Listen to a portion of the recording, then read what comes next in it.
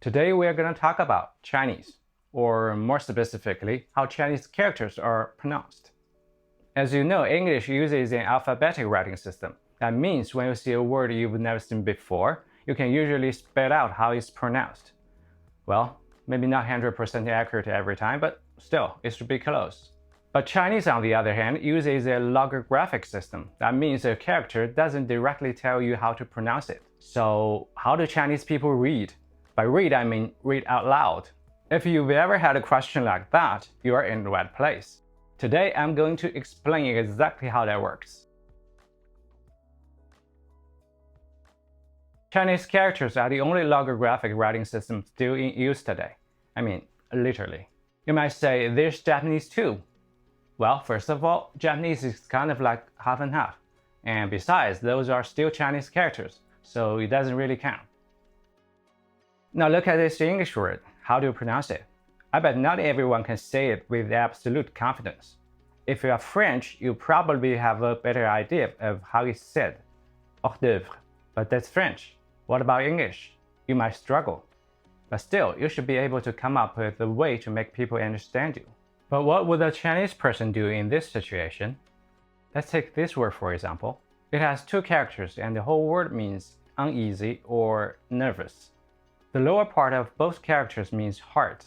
The first character has up on top, and the second character has down. So your heart is going up and down, which means you are nervous. That makes a lot of sense, don't you think? This word sits somewhere between spoken and written language. Most people would know how to say it, but there's still some that wouldn't. So what do they say? Well, the answer is they don't.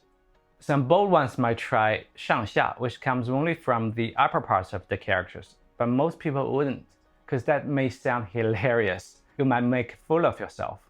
But it doesn't mean it's entirely unreasonable. This is actually a pretty good shot. You could be right. We'll cover that later. So what do most people do then? Well, they ask for help, either from a person or a dictionary.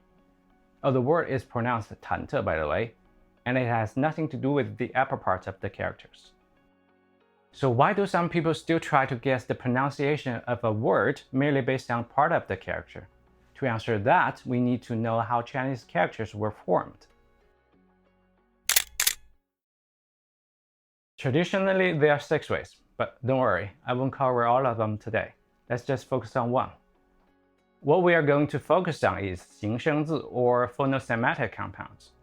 Generally, they consist of 2 parts. One part represents meaning, and the other represents sound.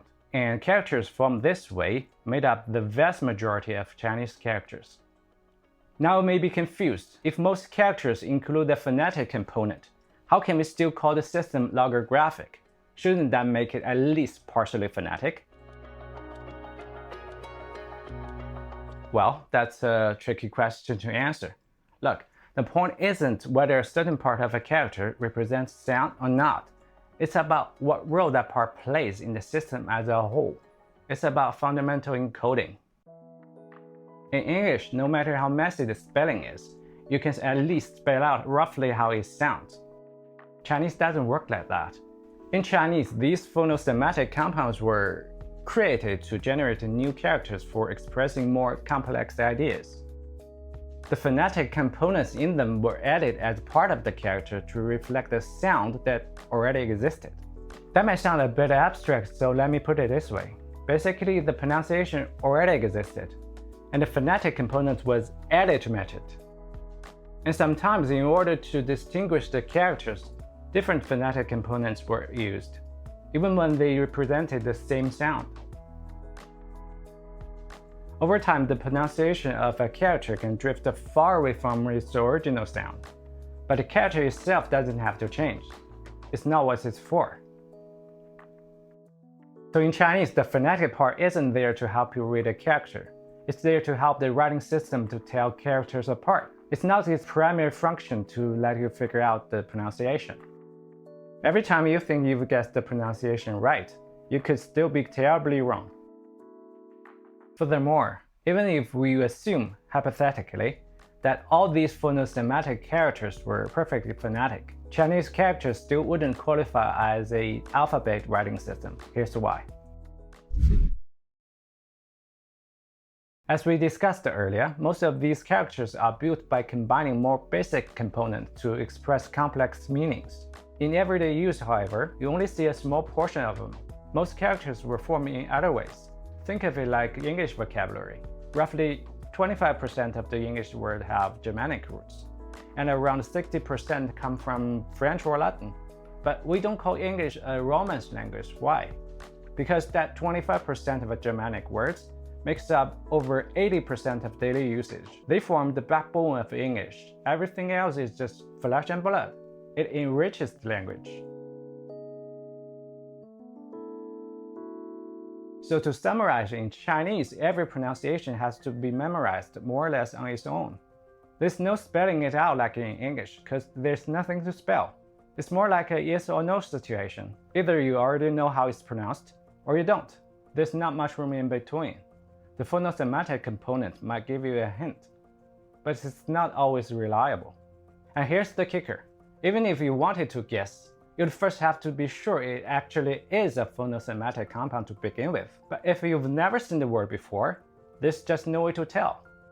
Take the word I showed you earlier, 忐忑. It's not a phono-semantic compound at all. It's purely a visual representation of a heart going up and down. You'd be dead wrong if you try to guess it based on those parts. When you see it that way, it becomes clear why guessing pronunciation in Chinese is such a risky game. So if you are learning Chinese, try not to depend on it, or you might end up like the boat people we mentioned earlier. Trust me, that can be really funny. If you like this video, be sure to subscribe. I'll do more in the future. Bye.